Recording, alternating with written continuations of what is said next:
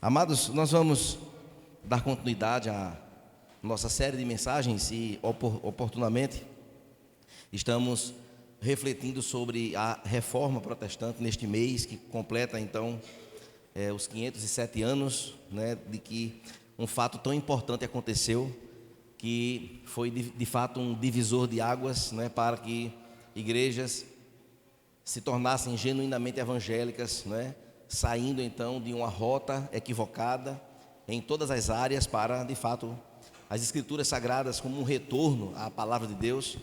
E já tivemos em domingos passados, as solas que já foram ministradas, a sola Escritura e a sola Fide. Hoje vamos falar então sobre sola gratia, somente pela graça, ou somente a graça. E nós podemos, irmãos, observar que esta maravilhosa graça que de fato nos alcançou em Cristo, por meio dele, é de fato quão doce graça que salvou um miserável como eu mesmo que aqui estou, que salvou tantos miseráveis indignos durante todo esse tempo, que o Senhor ainda continua alcançando graciosamente para o seu louvor, pessoas, pecadores. É uma maravilhosa graça do nosso amado Senhor Jesus Cristo, a graça que excede o tamanho do nosso pecado e da nossa culpa diante de Deus.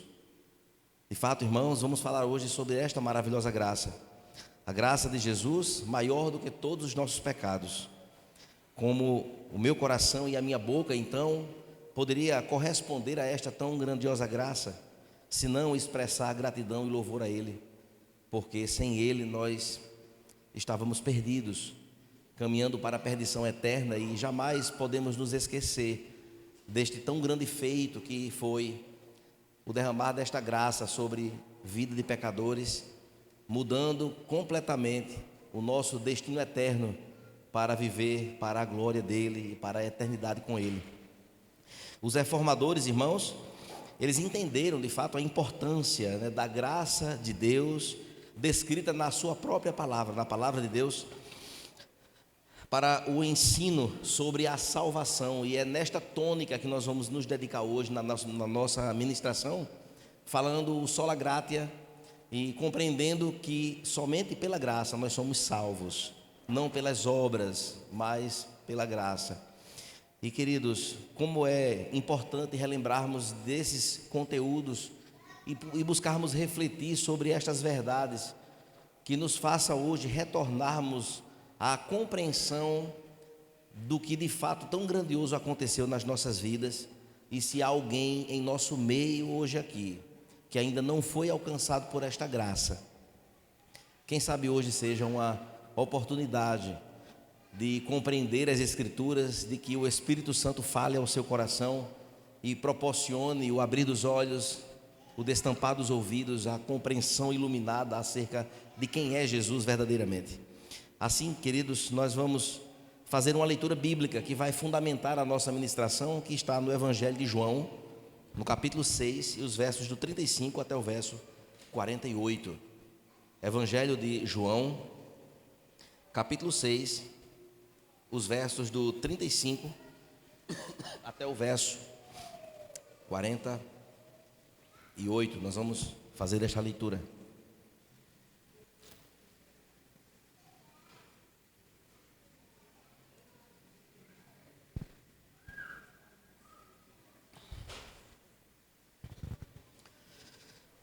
Evangelho de João, capítulo 6, versos do 35 ao 48. Diz assim a palavra de Deus: Jesus respondeu: eu sou o pão da vida. Quem vem a mim jamais terá fome, e quem crê em mim jamais terá sede.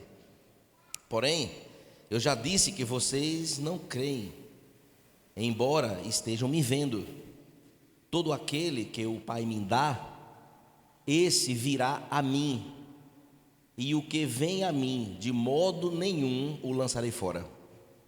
Porque eu desci dos céus, não para fazer a minha própria vontade, mas a vontade daquele que me enviou. E a vontade de quem me enviou é esta: que eu não perca nenhum de todos os que ele me deu. Pelo contrário, eu o ressuscitarei no último dia. De fato, a vontade de meu Pai é que todo aquele que vir o Filho e nele crer tenha a vida eterna, e eu o ressuscitarei no último dia. Então os judeus começaram a murmurar contra ele, porque tinha dito: eu sou o pão que desceu do céu. E diziam: este não é Jesus, o filho de José? Por acaso não conhecemos o pai e a mãe dele? Como é que agora diz: desci do céu? Jesus respondeu: não fiquem murmurando entre vocês. Ninguém pode vir a mim se o Pai que me enviou não o trouxer, e eu o ressuscitarei no último dia. Está escrito dos profetas, e todos serão ensinados por Deus. Portanto, todo aquele que ouvir e aprender do Pai, este vem a mim. Não que alguém tenha visto o Pai, a não ser aquele que vem de Deus, este já viu o Pai. Em verdade lhes digo: quem crê em mim tem a vida eterna. Eu sou o pão da vida. Até aqui vamos ler. Queridos, vamos orar ao Senhor neste momento. Pai santo e eterno Deus, mais uma vez em tua presença, Senhor, nós nos colocamos humilhados, ó Deus, diante do poder da tua palavra, diante da tua presença que se faz real neste meio. Pai santo, que o Senhor Deus ilumine as nossas mentes, ó Pai, e faça-nos, ó Deus, compreender a tua palavra. Queremos, ó Deus, te pedir, Senhor, que nesta noite nós sejamos alimentados pelas Escrituras, e que faça-nos, ó Deus, aquecer o nosso coração com a viva esperança, ó Deus, de que de fato a tua graça nos alcançou soberanamente para fins eternos que glorificam o teu nome. Nós te oramos assim, em nome de Jesus. Amém. Meus irmãos, esta porção que nós lemos hoje aqui encontra-se em um discurso de Jesus, com os seus discípulos, com os seus seguidores, e muita gente estava naquele momento ali em que o Senhor acabara de multiplicar pães e peixes. E de fato havia uma motivação equivocada por parte das pessoas, em que estavam ali para ouvir a Jesus, mas estavam ali também pelos benefícios que Jesus então praticava, como a multiplicação dos alimentos e também a operação de milagres. Então as pessoas estavam ali querendo aquilo que o Senhor Jesus ele promovia, e não o que de fato ele era, ou o que de fato ele estava para ali representar, sendo o Deus que se fez carne. Observe, irmãos, comigo que havia então este entendimento, e Jesus então acaba trazendo neste capítulo 6 um discurso que acaba sendo um discurso duro, difícil, e muitas pessoas estranharam o posicionamento do Senhor Jesus, porque nós observamos que na perspectiva política Jesus estava em alta, ele estava muito famoso, as pessoas estavam seguindo a Jesus, prontas para ouvi-lo, porque sabia que ali haveria, de fato, haviam milagres acontecendo e tantas outras coisas que eram bom para as pessoas. E o Senhor Jesus, então, com isso, politicamente falando, estava muito na alta, lá em cima, tranquilo no seu auge ministerial. Mas chegou o momento, irmãos, que Jesus então acaba com esta máscara, que se utilizava as pessoas para estar ali diante dele, em busca dos seus ensinamentos, que na verdade não eram. Jesus então começa agora a falar de coisas que eram confrontadoras. Jesus começa então agora a falar de coisas que aquelas pessoas que estavam ali ouvindo não absorveram de forma muito, muito fácil. E esse discurso passou agora a ferir os pressupostos de fé daquelas pessoas. O discurso de Jesus começa agora a destruir todo o entendimento que foi construído ao longo do tempo pela pessoa dele mesmo, como por exemplo que nós lemos aqui dizendo: olha, eu sou o pão da vida, eu sou o pão que os vossos pais comeram lá no deserto, eu sou o maná que desceu do céu. Vocês não sabem, mas eu sou maior do que Moisés. E eles começaram então, no transcorrer deste discurso, começaram a estranhar aquilo que o Senhor Jesus estava se colocando a fazer. Observe, irmãos, que Jesus, nesta pregação, nesse discurso desafiador, chamou então a multidão a esquecer os pães, esquecer os peixes e os milagres, para dar atenção agora àquilo que de fato ele era. Ele era de fato o pão vivo que desceu do céu. Embora os judeus dissessem: mas esse daí não é o filho de Maria e de José, que a gente conhece tanto aqui? Como é que agora ele vem dizer todas essas coisas? E dizer ainda que todos aqueles que o Pai dá a ele não vai lançar fora. Quem ele pensa que é, em outras palavras? Então o discurso começou a ficar pesado. A mensagem de João, de João capítulo 6, provocou, irmãos, uma reação forte, em que agora as pessoas estavam vendo Jesus de forma negativa. E estava vendo agora quem de fato Jesus era. E não estava aceitando aquele discurso. E agora as pessoas foram indo embora. As pessoas foram embora, foram saindo, a ponto de que os discípulos disseram: Jesus, duro este discurso, quem o pode ouvir? O verso 60 fala isso, deste mesmo capítulo. Então a popularidade de Jesus despencou. À vista disso, então Jesus falou para os seus discípulos: vocês também querem ir com ele? Aproveitem e podem ir embora. Porque o Senhor Jesus estava falando das verdades absolutas que aquele povo não estava preparado para ouvir, ou não tinha crença suficiente para absorver aquilo que o Senhor Jesus estava dizendo. E Jesus, dentro deste ínter, irmãos, começa agora a falar de coisas tão importantes, tão sérias, que fala exatamente sobre a vida eterna, sobre aquilo que de fato ele veio fazer. Que Jesus não veio aqui apenas para fazer milagres e para realizar a multiplicação de peixes e resolver os problemas das pessoas. Jesus não é um curandeiro que veio fazer apenas esses sinais, não. Os sinais eram apenas para confirmar o seu poder sobre enfermidades, sobre coisas impossíveis que ele fez tantas, realizou tantas. Mas o Senhor Jesus veio com uma missão. Ele veio com um propósito, e era este propósito que o Senhor estava agora procurando falar para eles. Estava agora dizendo: olha, eu vim para acolher aqueles que Deus me deu, porque aqueles que o Senhor me deu para mim, de forma nenhuma eu lançarei fora. Nada os arrebatará das mãos do Senhor. E era esta mensagem que de fato apresenta-se nesse discurso de Jesus no capítulo 6. E em meio, irmãos, em meio a este discurso, Jesus apresenta então a graça. Ele apresenta agora a sua graça, este favor imerecido, de uma forma tão profunda, tão grandiosa e tão libertadora. Pois muitos acreditam que a graça do Senhor ela foi limitada a um certo nível, e que nossas obras elas são responsáveis por alguma coisa relacionada à nossa salvação. Eu vou dar dízimo, eu vou dar oferta, eu vou ser uma boa pessoa, eu vou fazer coisas boas para aqueles que precisam, e eu sei que Deus vai me botar num lugarzinho bom. Lê do engano. As Escrituras não afirmam nada a respeito disso. Mas que essas coisas elas podem acontecer quando nós compreendemos que tudo é para a glória dele, e não para promover alguma glória para mim ou algum passo adiante em direção a Deus. De forma nenhuma, meus irmãos. Observe que a graça que é apresentada pelo Senhor não está relacionada a coisas, a tempo ou a sucesso terreno. Esta graça, este favor imerecido, tão desconsiderado nos nossos dias, que as pessoas olham para isso e parece que dizem assim: isso é besteira, porque só acredita naquilo que acontece aqui, no aqui e agora, como se a vida se resumisse a isso aqui, como se as coisas se resumissem apenas a termos sucesso em alguma coisa da vida, e podemos então bater no peito e achar que somos sadios e que vamos viver eternamente aqui. É um engano, queridos.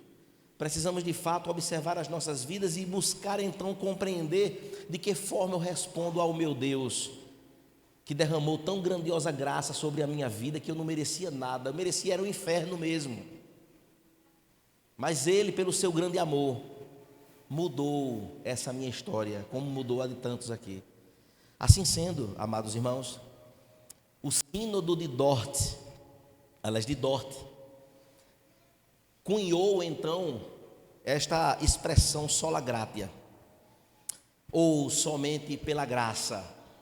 E esta expressão, queridos, foi então definida nesta relação com a salvação, sendo a graça, este favor imerecido, concedido por Deus ao seu povo, aos seus escolhidos, em meio a uma nação toda perdida e morta em seus delitos e pecados, estabelecendo assim isto antes da fundação do mundo, porque antes de nós sermos alguém, o Senhor já nos conhecia, já tinha determinado todas as coisas, conforme o Salmo 139 nos diz claramente.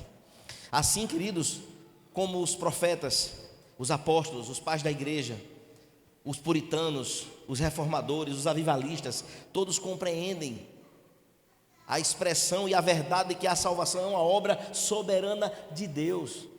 Mas é bem verdade que muitos debates acontecem em torno disso. Existe uma ala importante no meio do povo de Deus, de muitas igrejas evangélicas, que desconstrói um pouco desta soberania de Deus nesta graça e coloca-se então como parte ajudadora na salvação. E isso não é uma discussão de agora, isso vem de muito longe. Agostinho, no século V, travou uma batalha de disputa de afirmação bíblica com Pelágio, que defendia a seguinte tese: nós podemos cooperar com a salvação. Ou seja, então se eu posso cooperar, então a salvação ela tem um certo limite. Deus ele é limitado soberanamente, ele só salva se ele fizer a parte dele e eu der uma ajudazinha também para poder a salvação acontecer. No século XVII, irmãos, Martim Lutero e Erasmo de Roterdã também travou essa mesma discussão. E até hoje se discute sobre isso. Amados irmãos, isso é tão perigoso, nós fazermos afirmações que não se sustenta biblicamente, de que nós temos algum poder na equação da nossa salvação. Isso é muito perigoso. Mas ainda hoje, olhamos então, irmãos, com tristeza, debates de diversas doutrinas que não se sustenta biblicamente, mas que produzem então um entendimento equivocado quanto à pureza desta doutrina, deste ensinamento, de que o nosso Deus é um Deus soberano e aprove a Ele, ou aproverá o que Ele quiser bem fazer, conforme a sua própria vontade, porque Ele é criador de todas as coisas. Não é porque nós temos o nosso próprio entendimento, ciência, o conhecimento das coisas, aprendemos as coisas, que nos foi dado alguma medida de poder, para que nós venhamos a bloquear a ação soberana de Deus em quaisquer área da nossa vida, da existência. Meus irmãos, nós aqui da igreja, com base nas Escrituras Sagradas, nós cremos que a salvação é uma obra exclusivamente de Deus, e em hipótese nenhuma, uma obra de cooperação humana. O plano é de Deus, o chamado é de Deus, a salvação pertence a Deus. Em toda a Escritura, da primeira capa à última, Ele é o Deus da salvação. Não podemos fugir dessa realidade. E para compreendermos então, irmãos, esta graça estabelecida pelo próprio Jesus neste discurso que Ele traz com toda aquela multidão, nós precisamos, irmãos, saber sobre o estado em que se encontra o homem. Quem é que nós somos? Para que eu reconheça esta graça. Esta graça, ela se estabelece mais claramente quando eu compreendo quem eu sou. E aí, meus irmãos, eu convido você a ler o verso 36 comigo, que nós lemos, né? Jesus, ele no seu discurso então escreve assim: porém, eu já disse que vocês não creem, embora estejam me vendo. Observe que neste verso nós encontramos aqui uma verdade: depravação total. Esta verdade é a verdade que reflete melhor quem nós somos. Mas pastor, o senhor está dizendo que eu sou um depravado? Não no seu nível máximo, Mas nós somos depravados, irmãos, porque nesta depravação que o texto fala, que nós podemos entender, há de fato uma cegueira. Ou seja, Jesus está dizendo que eles estavam vendo Jesus, mas não criam. E que depravação foi essa que aconteceu, que nos fez ver Jesus, no caso dos discípulos, e não crer nele, via e não cria. É como ler a Escritura e não entender. É como vir aqui a esta igreja ou a qualquer outra igreja, escuta pregações todos os domingos e parece que é um tagarela que está falando, não compreende nada, não faz efeito de nada na vida. Isso não quer dizer, irmãos, que nós somos depravados no último grau. Não. Existem pessoas que são bons cidadãos, mulheres que são excelentes esposas, que não são crentes, que não são tementes a Deus. Existem homens direitos, homens corretos, honestos, pessoas de bem, que ajudam, que faz tudo isso, mas que não creem em Jesus como seu Salvador, não desfruta da graça, ainda não. Quem sabe até creem que fazendo caridades, quando morrer alguém vai dizer: Deus te coloque num bom lugar, porque pensa no homem bom, só fez o que é bom, nunca fez mal a ninguém. Isso não é suficiente.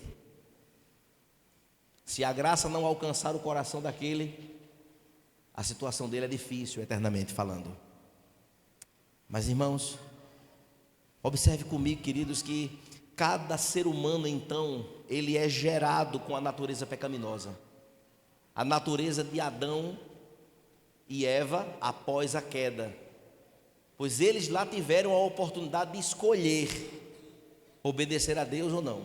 Mas depois da queda, o Senhor Jesus disse, prometeu e assim fez: porque no dia que você comer do fruto, você morrerá. Esta morte não é física, esta morte é espiritual. A partir de Adão e Eva até hoje, e até quando Jesus voltar, todos nascem mortos em seus delitos e pecados. Esta é a situação do homem e da mulher, dos seres humanos. E isso, de fato, queridos, é a clara afirmativa de que o pecado atingiu a nossa razão, a nossa emoção e a nossa forma de agir. Foram afetadas essas três áreas na vida do homem.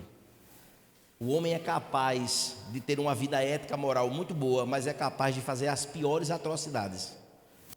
Este é o ser humano, sem Deus.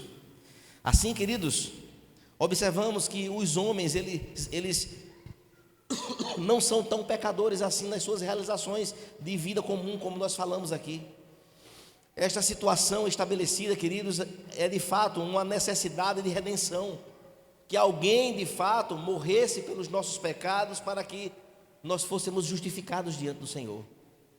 Então a minha condição fora desta graça é a pior possível. A minha condição é de depravação total, é de queda completa. A nossa condição, queridos, longe desta graça, de fato, é de um pecador por natureza, quanto mais indisposto e inimigo de Deus.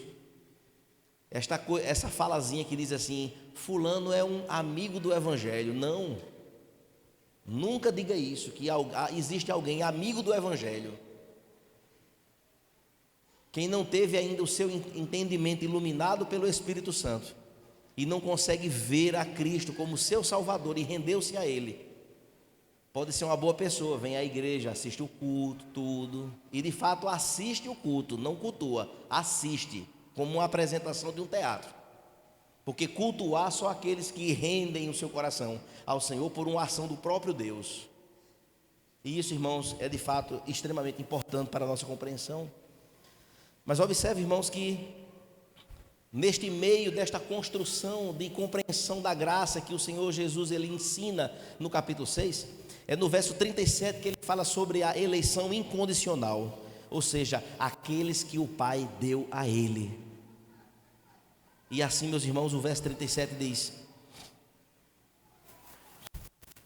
todo aquele que o Pai me dá, esse virá a mim, e o que vem a mim, de modo nenhum o lançarei fora. Queridos, nós vamos observar, meus irmãos, que este verso, de fato, aponta-nos de que somente um Deus trino, que é soberano, que pela sua imutabilidade infinita, perfeitamente sábio em sua vontade, ele poderia, sem ser constrangido a nada, prover salvação a pecadores indignos, como éramos nós. Somente ele poderia fazer isso, conceder a toda esta carnificina espiritual salvação. E meus irmãos, o Senhor nosso Deus, que é suficiente em si mesmo, motivado somente pela sua própria vontade, a sua vontade graciosa, visando então a sua própria glória, ele estendeu, irmãos, a sua mão sobre um povo, sobre muitos pecadores, e assim os alcançou salvificamente. E ele decidiu deixar os demais na sua própria ira. Por isso, Deus não é injusto. Todos nós somos pecadores e mortos em nossos delitos e pecados. Por uma escolha de quem? Do próprio homem. O próprio homem escolheu esta condição. Então, no meio desses que escolheram esta condição, o Senhor foi e disse: eu quero, desse meio aí, eu vou dar vida a um povo. Este povo me pertence, eu vou dar vida a eles. Eles estão mortos em seus delitos e pecados, mas eu vou os atrair para mim, eu vou trazê-los para mim, eu vou soprar, eu vou trazê-los, eu vou vivificá-los, e eles se achegarão a mim. E o Senhor Jesus diz de forma muito categórica: aqueles que o Pai me der, esses, nenhum deles eu lançarei fora. E como é, irmãos, que de fato isto acontece na vida dos que ouvem a voz do Senhor? É uma ação soberana do Espírito Santo. É uma ação soberana, irmãos, deste Espírito tão consolador, que vai ao nosso encontro, queridos, que o próprio Jesus, então, na sua oração sacerdotal, no capítulo 17 de João, do mesmo livro, ele repete essas afirmativas, quando ele diz também: Senhor, eu oro não pelo mundo, mas por aqueles que o Senhor me deu, por aqueles que o Senhor trouxe para que fossem arrebanhados aqui. Eu oro por estes, e oro ainda por aqueles que ainda vão se render ao meu nome, que vão me servir. Ou seja, Jesus lá já estava orando por nós aqui.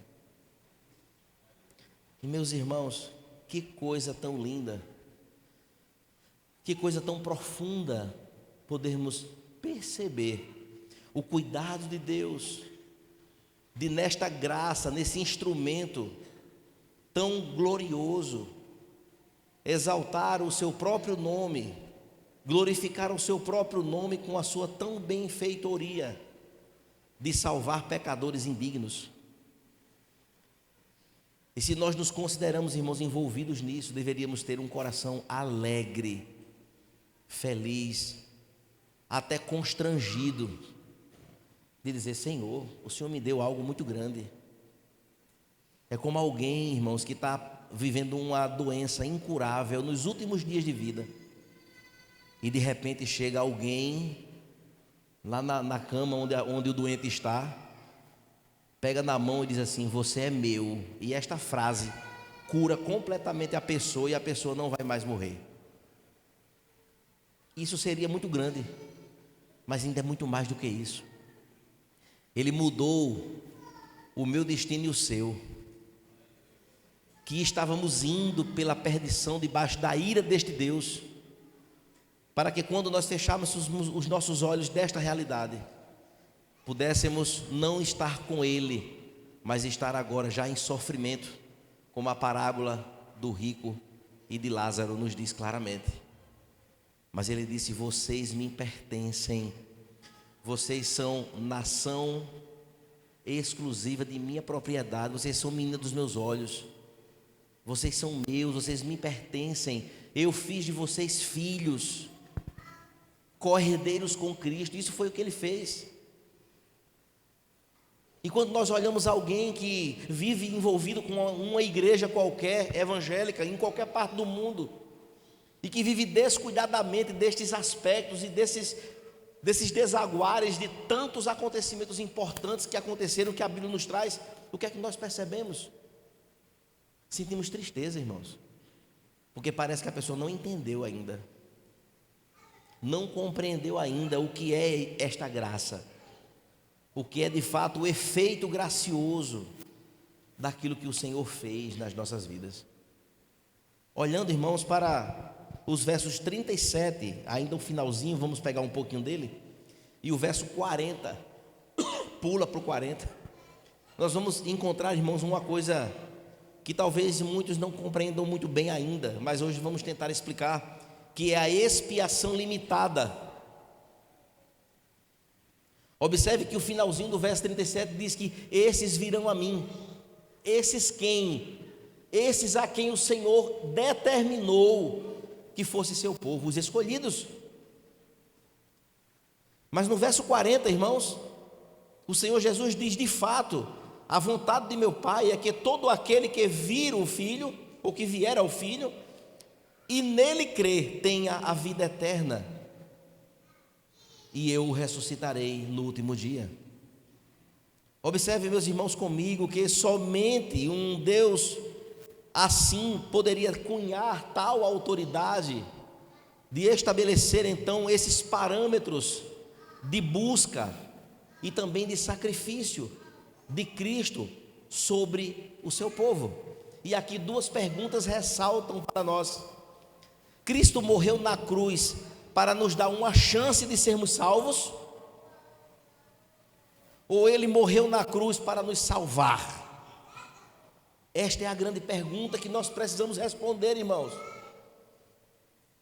Jesus não veio, irmãos, na cruz, não veio morrer lá para dizer assim: olha, a porteira está aberta, quem quiser entre. Não, Ele morreu pelo seu povo. Ele morreu por aqueles a quem o Pai os trariam para Ele.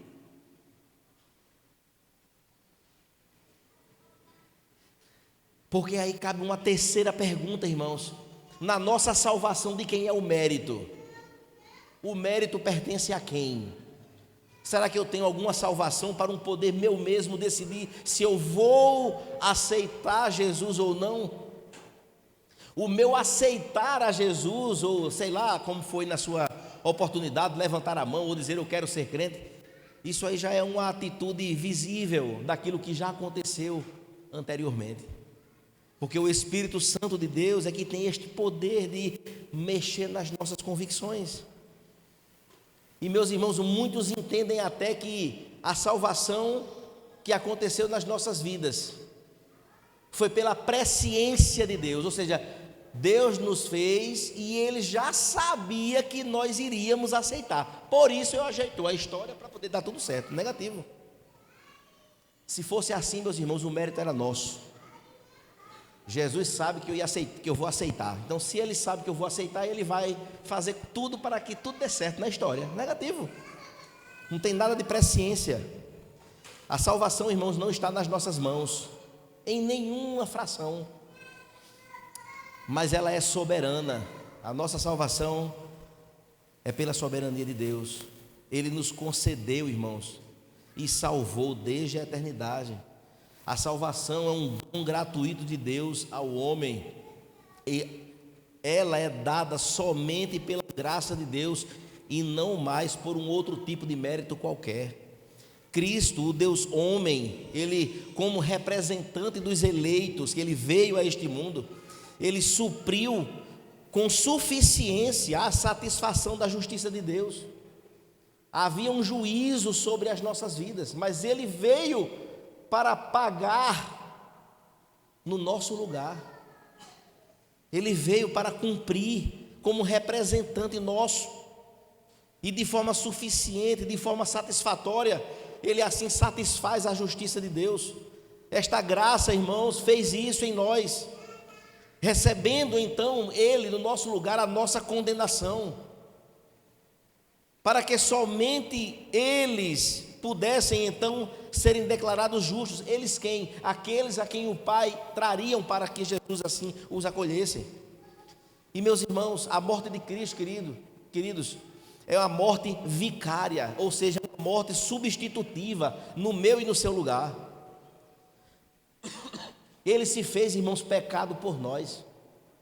Ele se fez maldição por nós. Meus irmãos, Jesus, Ele comprou a igreja com seu sangue.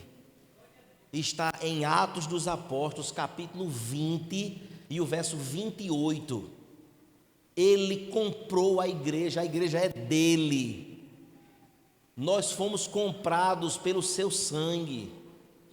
Ele não veio morrer por prédio, não, por estrutura, por espaços maravilhosos, coisas sofisticadas.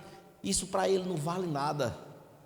É apenas uma bonança dele, uma bondade de nos permitir ter um espaço adequado para nos reunirmos.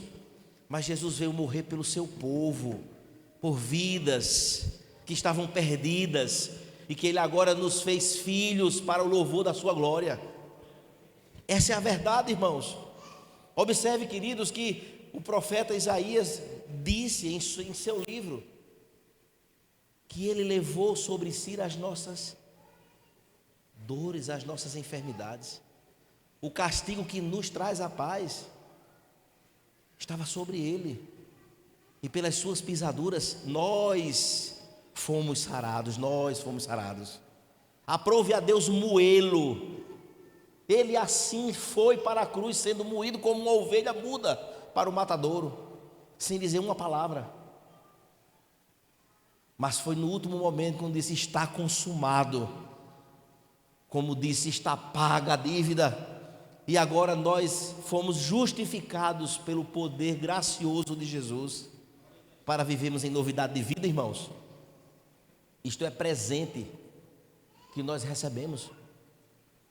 E como é que se pode viver descuidadamente e desconectado com estas verdades? Onde as coisas têm muito mais poder de influência na nossa vida, na nossa caminhada, nas nossas relações, muito mais do que o poder desta graça. Precisamos, irmãos, compreender a profundidade disso e olhar que existe sobre nós algo muito maior do que qualquer outra coisa, que mesmo que tudo falte na nossa vida, não faltará os efeitos desta graça que um dia foi derramada sobre nós. Se não tiver marido, a graça continua. Se não tiver esposa, a graça continua. Se tem filhos, a graça continua. Se não tem filhos, a graça continua. Se tem pão em casa, se não tem, se tem picanha ou se tem só ovo, a graça continua. Se está doente ou se está sadio, essa graça continuará, porque os efeitos dela são eternos sobre as nossas vidas. E meus irmãos, Jesus então afunila no verso ainda 37, falando sobre essa graça irresistível. E esta graça irresistível, irmãos, é de fato porque todo aquele, que versículo tão rico, de tantas aplicações. Mais uma vez, o verso 37, todo aquele que o Pai me dá. Meus irmãos, aqueles que o Pai dá, não é uma escolha do homem, não foi eu que escolhi, foi Ele que foi lá com as suas cordas de amor, com as suas garras irresistíveis, que pegou-nos e trouxe para perto do seu Filho Jesus. Foi assim que aconteceu. É algo que começa a abrir os nossos olhos, e um dia alguém pregou, alguém falou ao nosso coração. Talvez sua conversão foi ao ouvir um cântico, foi ao estar num culto, ou lendo as escrituras, ou um folheto, alguma coisa aconteceu que ali o Espírito Santo desvendou os seus olhos, tirou os tampões dos seus ouvidos, pegou o teu coração, esfacelou com aquele coração de pedra e pôs um coração de carne que pulsa agora de amor e adoração a esse Deus. Foi assim que aconteceu. É irresistível, nós não sabemos explicar, mas quando nós menos esperamos, estamos aos pés da cruz, e só nos satisfazemos quando estamos com Ele, quando estamos na dependência desse Senhor. Sola gratia, irmãos, enfatiza esta graça com a razão da nossa salvação. Em outras palavras, a salvação ela vem do que Deus fez e não do que nós fazemos. Efésios capítulo 2, versos 8 e 9, ensina-nos assim: porque pela graça sois salvos por meio da fé, o que foi pregado domingo passado. E isto não vem de vós, é dom de Deus, não de obras, para que ninguém se glorie. A obra redentora de Cristo, irmãos, é internalizada no coração do pecador, pela operação eficaz do Espírito Santo que convence o homem do pecado, da justiça e do juízo. É Ele quem faz, é Ele quem começa a obra na nossa vida e há de completar até o último dia. Esta verdade, estamos em construção, estamos caminhando um degrau após degrau, um degrau após degrau. Às vezes temos que descer um degrau, 2, para subir 3, e é sempre isso, nesta dependência. Os eleitos de Deus, irmãos, têm à sua disposição interna esse regenerar que foi nos alcançado. Temos mente iluminada, temos, irmãos, a capacidade que foi dada por Ele, foram implantadas dentro de nós para que a nossa natureza ela caminhasse agora de uma forma diferente. Porque a própria palavra de Deus diz: os efeitos, os frutos de quem agora vive esta nova natureza. Se eu roubava, eu não roubo mais. Se eu mentia, agora eu não minto mais.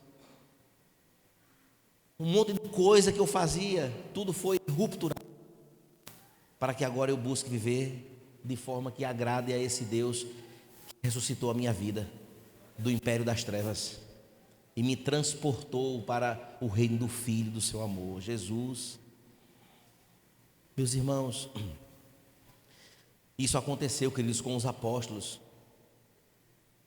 Se nós lêssemos aqui os relatos do chamado de Jesus sobre os apóstolos, Jesus ia só passando e dizer: venha, venha, me siga. E o que é que eles faziam? Soltavam suas redes e seguiam a Jesus, porque é Ele quem faz. Assim foi também com os profetas. Levantou Elias, levantou o irmão Jonas, que não queria nem pregar. Se você vai, mas Senhor, você vai, acabou a conversa. Chamou Moisés, tentou muitas vezes: Senhor, eu não sei falar, mas é você quem vai. Pronto. Foi assim, irmãos, com tantos grandes homens de Deus na história recente. Foi assim conosco. Será assim com tantos outros que ainda hão de realizar, de chamar, até que chegue aquele grande dia. Não temos, irmãos, como fugir. Olhe para o verso 65 agora.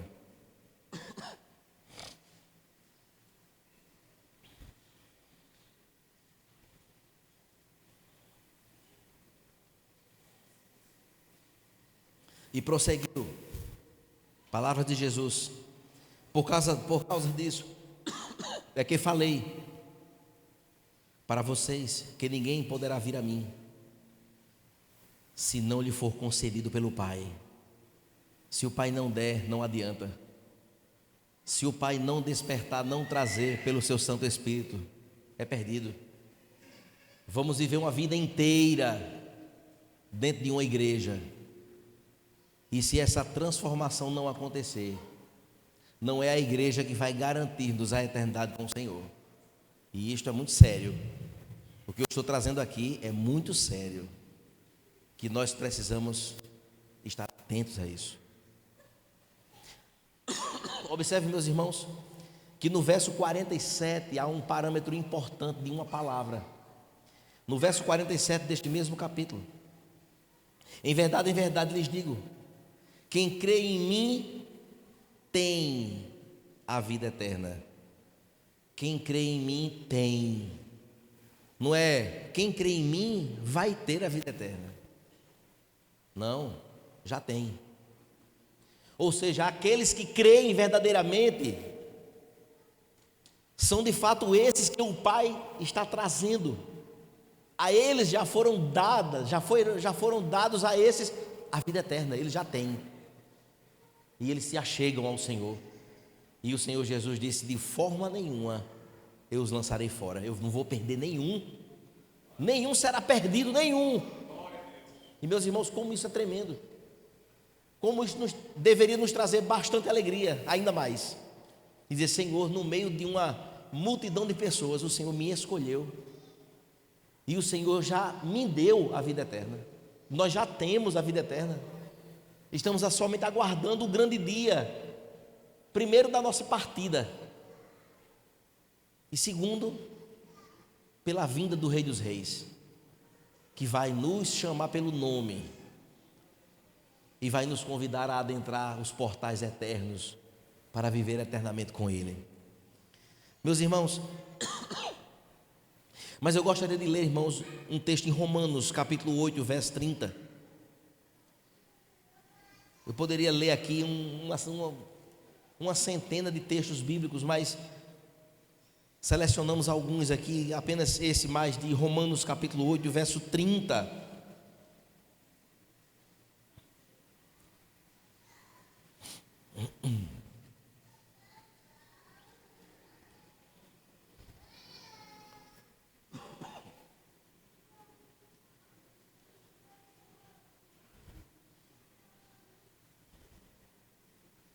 Que diz assim: e aos que predestinou, a estes também chamou, e aos que chamou, a estes também justificou, e aos que justificou, irmãos, a este também glorificou.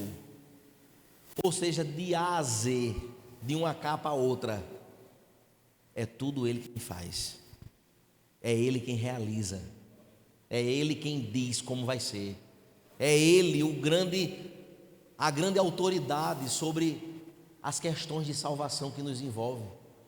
Não é um querer meu, não é uma atribuição minha.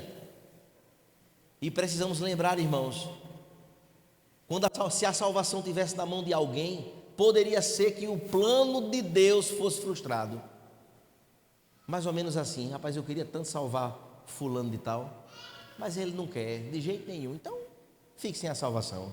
Quer dizer, o plano de Deus frustrado pelo desejo do coração de um humano criado por Ele, criatura dele? Jamais. Os planos de Deus jamais serão frustrados. Jamais. Ah, o coração é duro, não tem problema não. Deus, Ele é especialista. E não precisa de bater na porta do coração de ninguém para adentrar não, porque tudo é dele. Essa conversa furada, abra seu coração, dê uma chance para Jesus. Chance para Jesus? Quem precisa de chance somos nós. Jesus não precisa de chance, não precisa de pedir licença para entrar no coração de ninguém.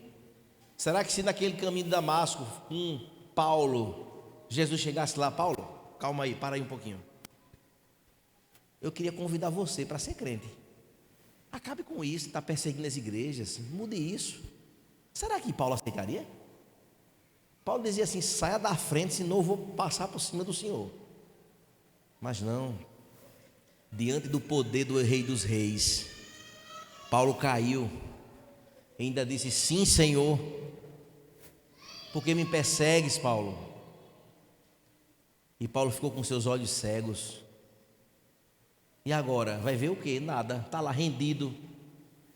Aquele gigante que matava crentes, que perseguia a igreja, virou um gatinho na mão do Senhor Jesus. Se agora tu vai fazer o que eu quero, tu vai aprender agora o que é sofrer pelo meu nome, Paulo, porque quem manda na tua vida sou eu. Em outras palavras, eu estou parafraseando aqui. Leve esse rapazinho lá na casa do meu servo Ananias, que ele vai orar por ele. E quando o Senhor falou com Ananias: olha, receba, vai chegar aqui Saulo. Senhor, como assim? Aquele que mata crente, isso vai mandar vir para minha casa? Receba, porque ele é para mim um vaso escolhido, assim como foi comigo e com você. Pronto, fomos escolhidos. O modus operandi é esse, de Deus. Quando ele chegou lá, eu imagino a cena. O pobre do Ananias tremendo todinho, achando que ia morrer, sei lá, alguma coisa. Mas creu, orou por Paulo. As escamas dos olhos de Paulo caíram, e a partir de ali, Paulo foi uma nova criatura que morreu pelo Evangelho de Jesus. Foi a graça que alcançou aquele coração poderosamente. E não tinha dureza não, para Deus não existe dureza. Quando Deus quer transformar, Ele transforma. Se Ele se manifestar, acontece, irmãos.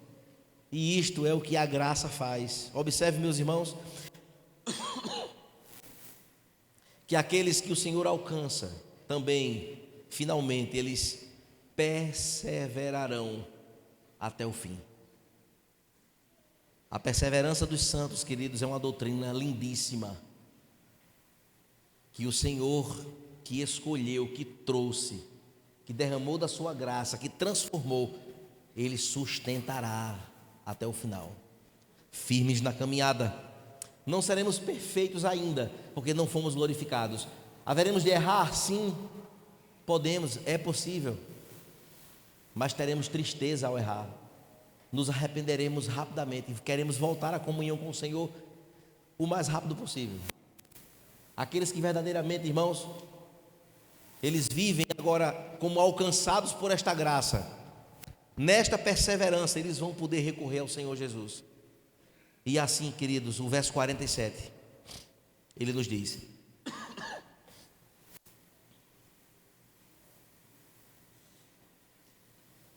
em verdade lhes digo, quem crê em mim tem a vida eterna. Há uma garantia de vida eterna. Não existe, irmãos, borracha para o livro da vida. Tem o livro da vida que está lá, que haverá de ser aberto. Não existe essa. O Senhor salvou graciosamente alguém, um pecador, transformou a vida daquele e por uma falha foi um anjo lá com a borracha e apagou. Pronto, perdeu a salvação. Isso não existe. Porque senão ia ser assim: ganha a salvação, perde a salvação. Quantas vezes Jesus ia morrer na cruz para poder salvar e não, perdeu, volta Jesus na cruz de novo? Como seria isso? Isso é ilógico, não tem sustentação bíblica. Agora precisamos ter cuidado com a falsa esperança, que nós vamos falar na conclusão. Os eleitos, irmãos, eles não são apenas redimidos por Cristo, regenerados pelo Senhor, movidos pelo Espírito Santo de Deus, eles também serão mantidos pelo infinito poder de Deus. Todos aqueles que foram unidos espiritualmente a Cristo, todos aqueles que foram alcançados graciosamente por esta graça do Senhor Jesus, através desta regeneração, serão eternamente guardados pela mão do Senhor. Em um determinado momento Ele voltará, mesmo assim se Ele errar. Nada, irmãos, pode nos separar deste amor eterno de Deus, que é imutável. Nós fomos, de fato, irmãos, alcançados e unidos a Ele para a sua glória, para a glória eterna, e então, portanto, seremos sustentados por Ele. Ele nos dará esta capacitação. Observe que Filipenses 1,6 diz: Deus começa então a redenção na eternidade, consumará então também na eternidade, pois aquele que começou a boa obra nos eleitos vai completar até o dia de Cristo. Deus então, irrevogavelmente, Ele nos preservará, Ele nos sustentará pelo seu soberano poder em amor e santidade. Os seus eleitos em estado de graça permanecerão até o fim. E assim, queridos, nós podemos perceber que o povo de Deus recebe a vida eterna no momento em que crê em Cristo. E esta crença, ela é um fruto da ação do Espírito Santo. Estes então são guardados pelo poder de Deus, mediante a fé, e nada os pode separar do seu infinito amor, conforme o apóstolo Paulo fala no livro de Romanos. Nada nos separará do amor de Cristo Jesus. Fomos selados pelo Espírito Santo. E aqui, meus queridos, que coisa linda. Nós temos a garantia, irmãos, da vida eterna, da nossa salvação, desta forma. O Espírito Santo foi quem selou, ele é o penhor da nossa salvação, é a garantia. E não existe bota selo, tira selo, bota selo, tira selo, não. Não, irmãos. Estamos seguros, queridos, nesta herança eterna. Eu gostaria de citar 3 textos bíblicos rapidamente. Isaías 43, 2, que diz assim: quando passares pelas águas, eu serei contigo. Quando pelos rios, eles não te submergirão. Quando passares pelo fogo, não te queimarão. Nem quando passares pelas chamas, elas arderão contra ti. Esse texto, ele de fato é uma garantia de que em meio às nossas lutas e dificuldades, Ele estará conosco. Esse é o nosso Deus, Ele nos guardará. João capítulo 10, verso 17 diz que as minhas ovelhas ouvem a minha voz, e eu as conheço, e elas me seguem. Quem é que ouve a voz do Senhor? As suas ovelhas. O pregador prega para muitos, falamos aos ouvidos, quem fala ao coração é Deus. Prega, fala, ensina. Quem ouvirá a voz do Senhor? Apenas as ovelhas do Senhor. Ponto. Em Judas, verso 24, só tem um capítulo, diz assim: ora, aquele que é poderoso para vos guardar de tropeçar e apresentar-vos ante a sua glória, imaculados e jubilosos. Este é o Senhor que nos preserva. Existe então, irmãos, um ponto importante, que é exatamente a falsa segurança desta esperança. E isto é um problema, porque, queridos, sustenta uma ilusão de salvação pelo simples fato de fazer parte de uma igreja e acha que está tudo bem. Não é catolicismo, irmãos, que prega a doutrina de que quem salva é a igreja. Então você fazendo parte da igreja, a salvação está garantida. Não tem sustentação bíblica, comprometimento nenhum em relação a isso. Não, negativo, zero possibilidade. E muitos que ainda estão nas igrejas precisam de fato ter esta certeza, a certeza de sua salvação. Mas como é que eu sei, pastor, que eu tenho certeza da minha salvação? Um bom termômetro é quando você peca. Tem gente que está na igreja, peca, para ele tanto faz como tanto fez, não muda nada, continua pecando do mesmo jeito, acha até graça, se sofistica, fica bonito, arranja um meio para ninguém ver, e está tudo bem, a vida segue. Mas quando a gente peca e aquilo incomoda, quando aquela luzinha vermelha acende, esse aí, rapaz, pisei na bola, imediatamente o arrependimento vem. Meu Deus, pecar é gostoso, porque a nossa natureza diz isso. Mas Senhor, que culpa, eu preciso retornar urgente, preciso voltar para os teus pés, Senhor, rapidamente.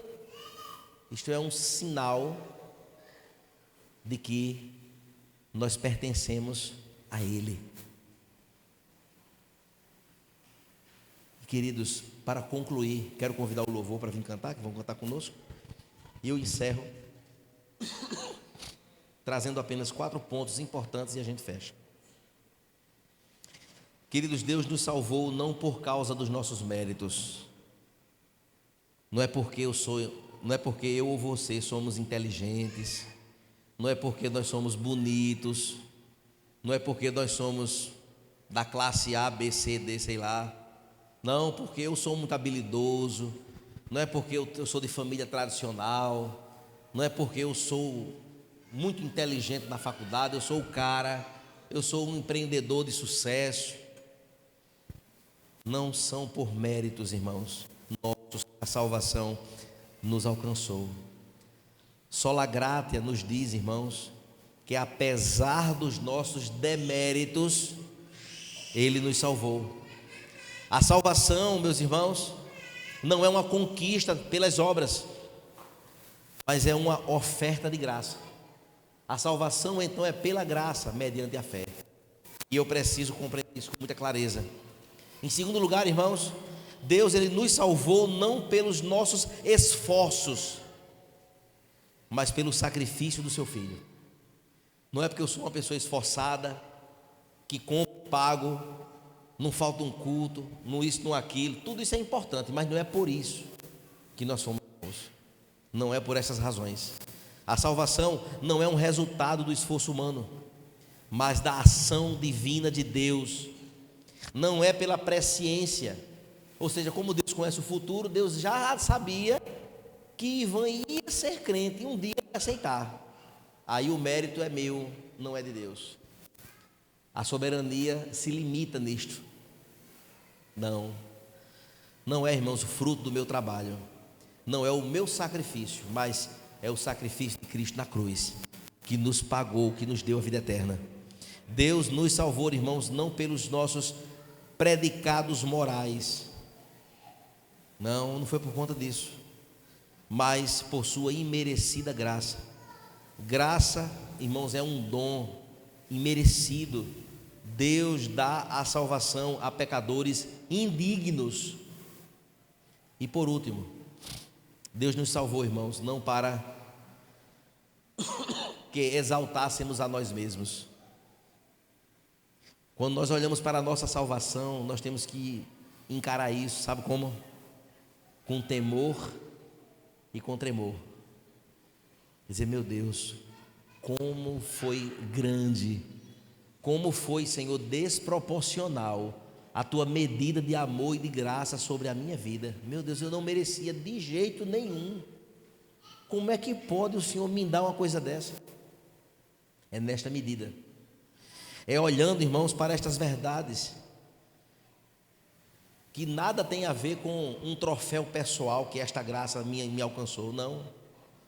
A salvação, irmãos, procede de Deus, é realizada e consumada por Deus, para que Ele receba toda a glória, é dada a Ele.